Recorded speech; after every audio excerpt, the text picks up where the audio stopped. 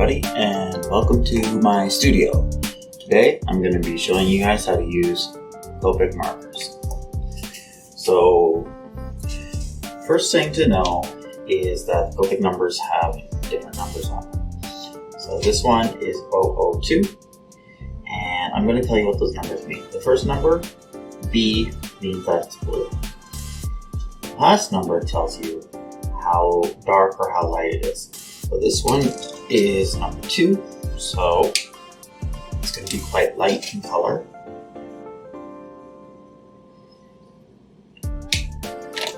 Whereas this one here, which is 006 or B06, is a darker version of the same color.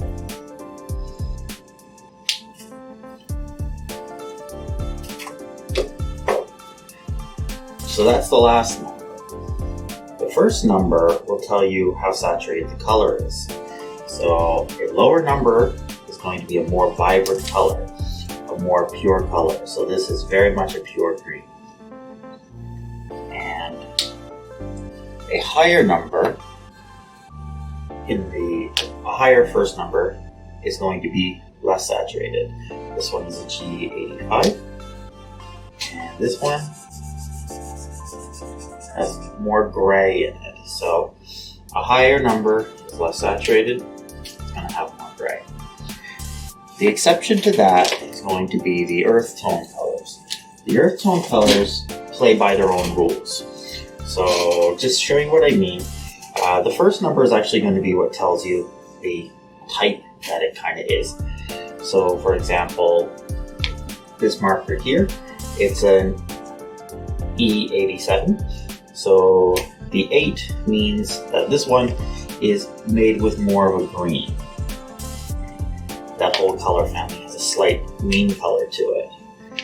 This one, the E04, the O's are more pink in color.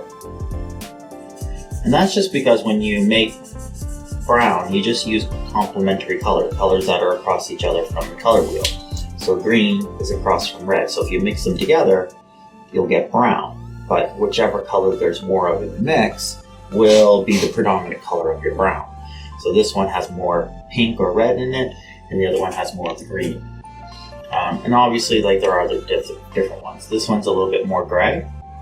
I find this one's good for animals, E44. So the different earth tones will play by their own rules. The last thing to know about Copic markers is that they're somewhat erasable. So in this example down here, I've colored outside the lines. So if you use the colorless blender and you sort of make a little bit of a current, it will redissolve the ink and you can almost push it back on the other side of the line. Your ability to do this is going to depend a lot on what kind of ink you're using. Reds tend to not be so very good at erasing, whereas yellows tend to be quite good at it. And then the last thing I'm going to show you before we draw anything is how to choose your palette.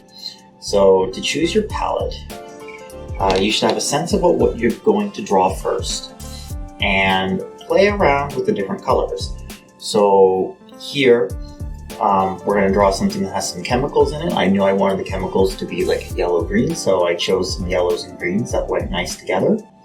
And I knew that that was going to cast some kind of a yellowish light, so I was trying some yellow.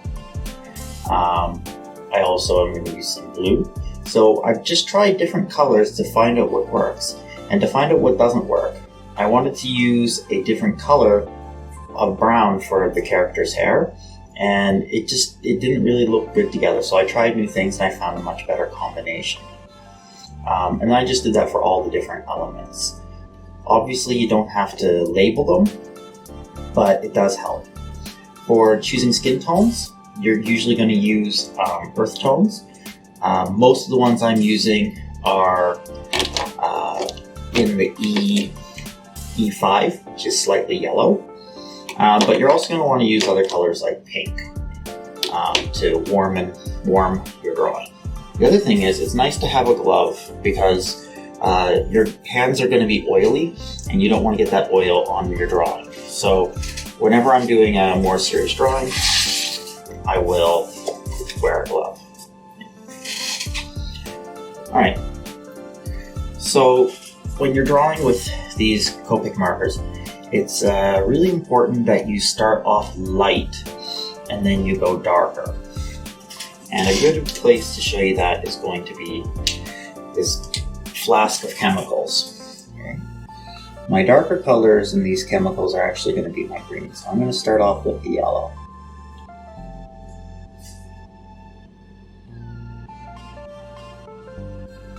And you don't have to worry too much about going smooth with Copic markers because you're going to be layering colors on top of colors and they will smooth out eventually. So you don't have to worry too much about that. There's my yellow. And then I'm going to go to my next darkest color. My next darkest color in this case is going to be green. And you can use the number, the last number, to say which one is darker than the other one. So, for example, going from a green 01 to a green 02.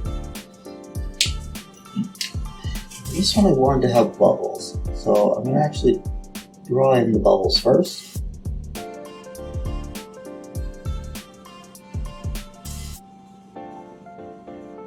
And then go all the way around.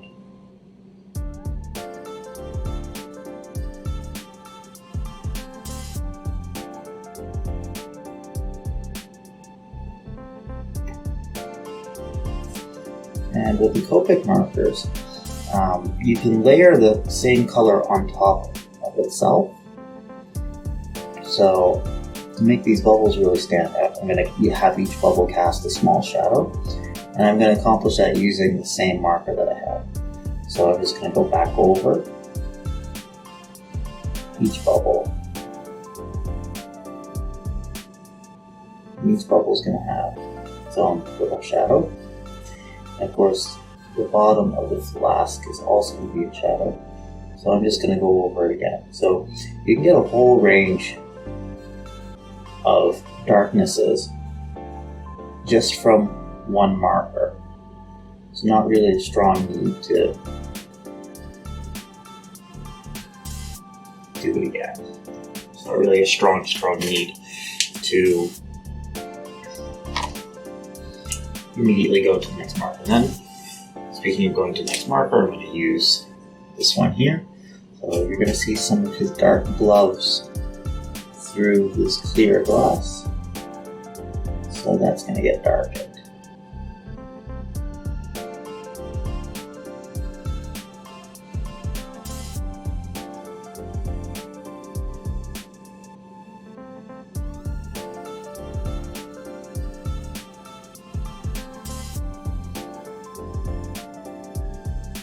And you'll see opportunities for nice contrast. So the lighter bubbles are there. With Copic markers, you can sometimes get away with going back to a lighter color, but it doesn't always work. I think I want one more bubble here. If I do work it, I might be able to get something. A little spot. It's not bad. Now I know I'm done with these. So that's the other thing, is when you pick out your palette, it's a really good idea to get all the markers that you're going to use laid out, because especially if you have a very large collection of them like I do, you're going to have a hard time finding them. And again, you're going from a light color, you're starting from your light colors to your dark colors.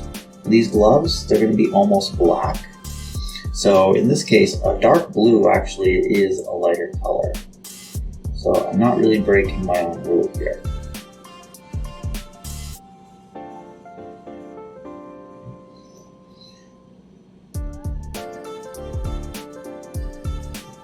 Go up down, he's wearing the same gloves.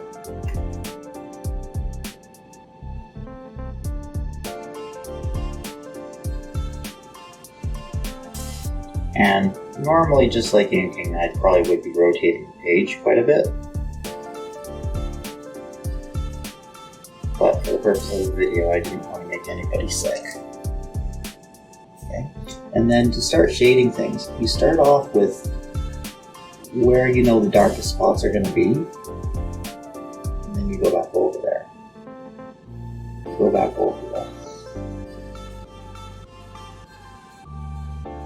And that's what's going to create your sort of 3D effect, is to just gradually pile on your shadows. So gradually do it.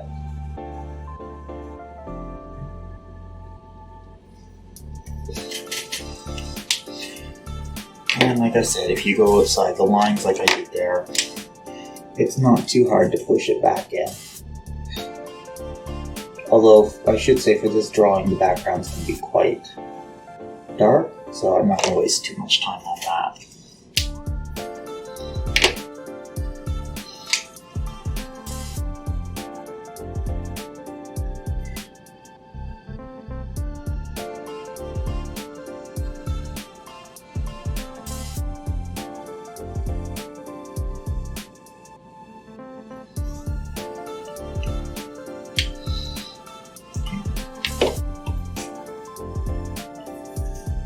Let's move on to doing his hair.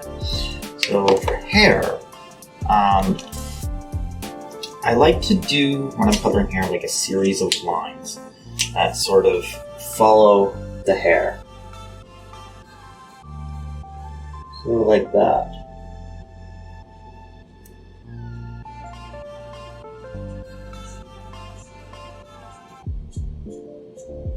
And of course, can't really use my hand's natural pivot. If I could, I'd be rotating. If I wanted to, I would rotate the page to do that, but I can't do that for the purpose of the video. So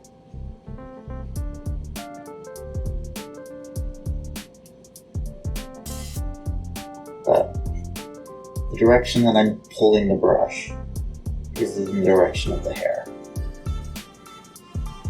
And as you build up different layers of the hair, you're going to find that the individual hairs and the texture of the hair will come through with this technique. Just go to the next one up. Now, I know that his hair is going to be parted along this line, so I know that that's where it's going to be the darkest first.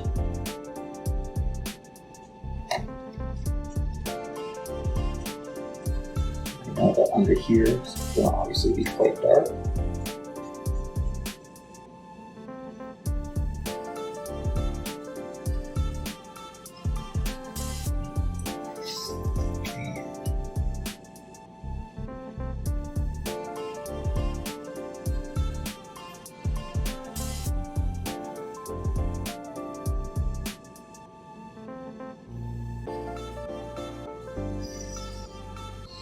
And so you can already see how that's starting to look like hair with a bit of a shine on it.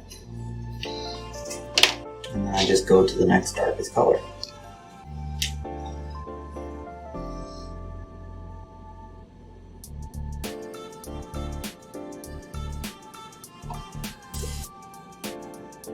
And it's really good because I know these colors are going to work because I already tested them out. So there's less guesswork in this.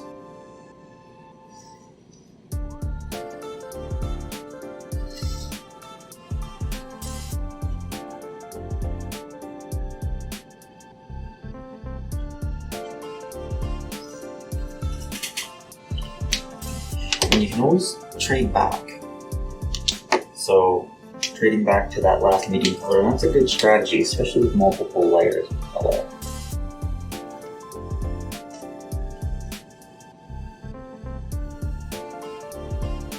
You get a much smoother result. And then finally my darkest color. I'm just going to go right in here.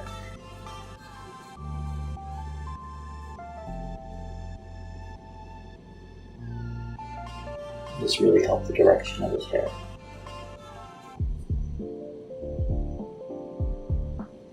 Right.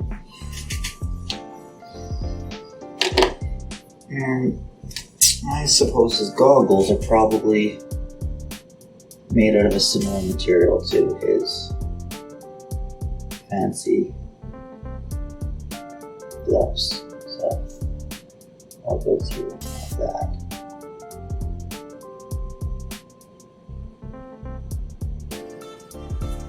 And that's a good reason why you go dark first and then light, because I don't have to spend my time erasing too many mistakes. Although I probably should have done his face first.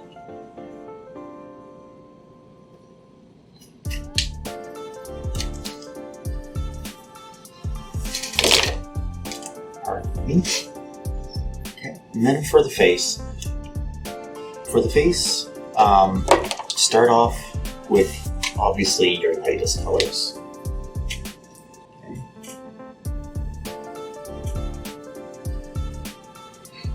The purpose of using the lightest colors first is to get like a really good even skin tone.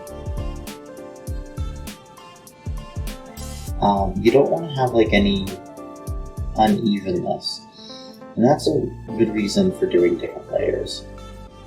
The other thing is it will help sort of build up your character. The more layers you have, the better your drawing will look. And that's really the secret to enhancing it. And I'm just going over again, just starting to add in the shadows where I think that they are.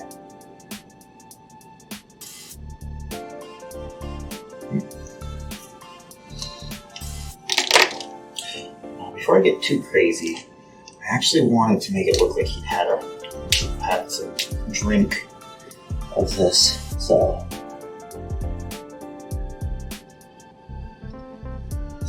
he had a little taste of it, maybe a little bit on his collar, just a little bit, maybe a little bit of a shadow on it. That way it looks like it's sort of raised up. Maybe a bit of a thicker liquid.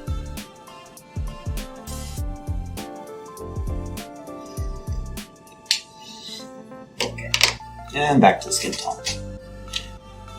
So I went from E50, and now I'm going to go to E51. And I do it conservatively. I know the shadows are going to be much, much darker on his neck, but I still start there anyway. And I sort of creep in.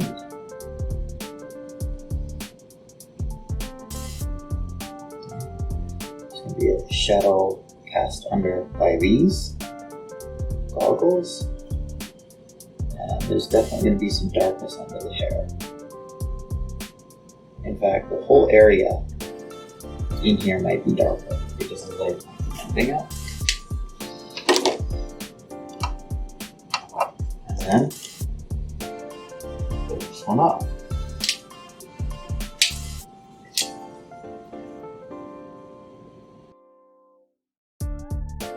And I really do like to start back where I know it's going to be dark.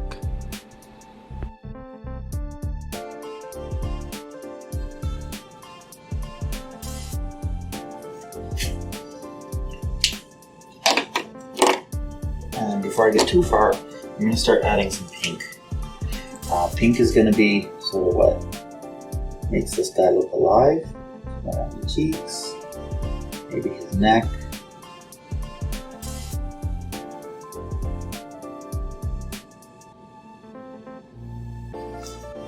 Don't go too crazy with the pink. And then more of a reddish color here. This isn't in that same line, it's in E01, it's a little bit more red-pink.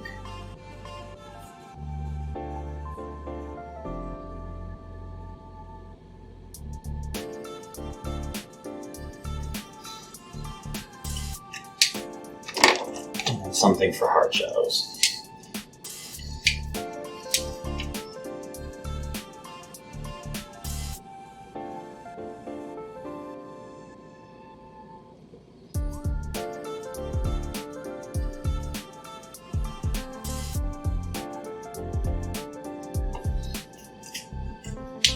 Okay. And that's just a quick way to do skin tones. For his eye, here's my strategy for doing eyes. I like to start off with a really vibrant color, like the O2. This is the most vibrant blue I have. And I go over the entire colored part of the eye. Don't worry about going over the pupil, that's going to be really dark anyway. I go over the whole eye. Then I go to a slightly darker desaturated color. This is a B14. And then I do the top. I start from the top and I work down.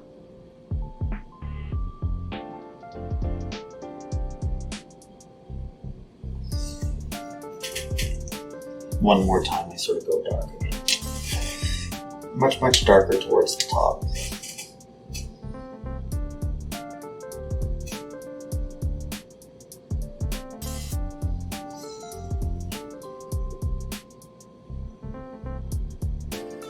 And then I'll darken up the pupils.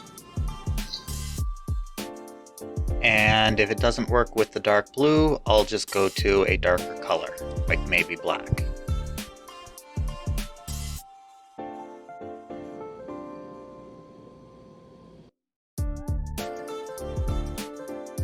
Sometimes you can do them like just a really dark version of their original color.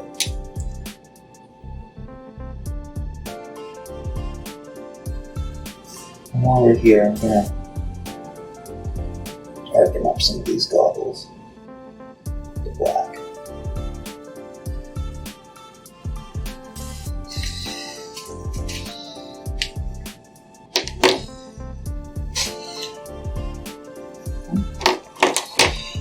And that's just a really easy way to do eyes.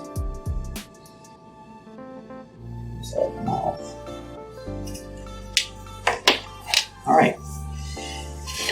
So, I believe that these chemicals are going to be casting some light on our character. So I'm going to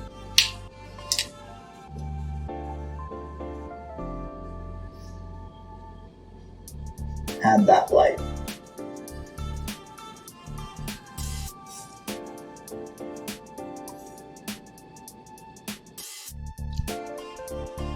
One thing you can do is think about multiple light sources in your drawing.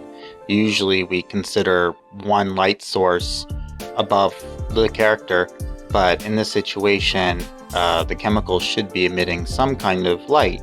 So adding that in gives a better sense of realism, and you can use different colors for this light too, so you can also add some visual interest that way.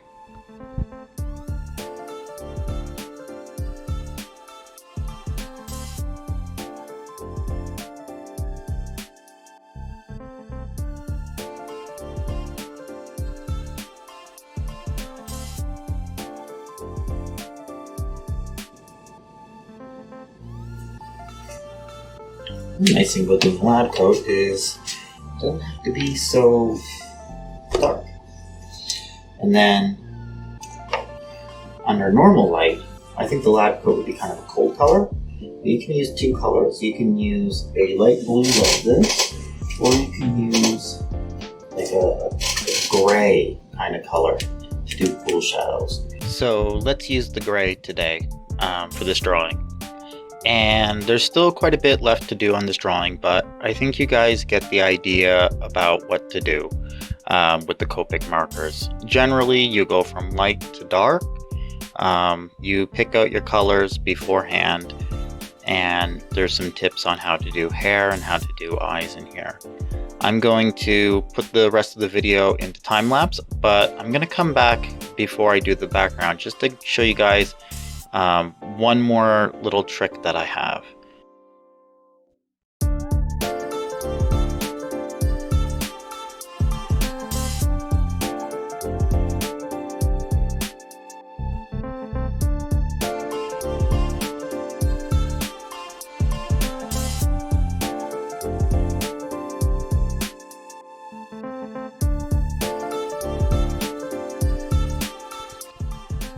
Okay, and we're back.